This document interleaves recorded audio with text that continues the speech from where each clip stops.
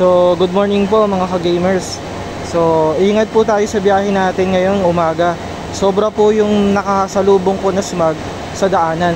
Dito po yan ngayon sa may Mindanao Avenue, Quezon City. So, grabe po yung smog.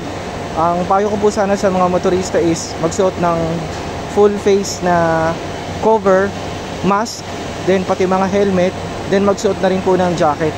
Sobra po yung smog na to. Para siyang hindi lang siya alikabok, hindi lang siya buhangin.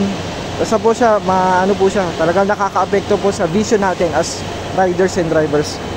Ingat po tayo lahat dito at mas maganda po kung lalabas tayo is magsuot po tayo ng mga mask.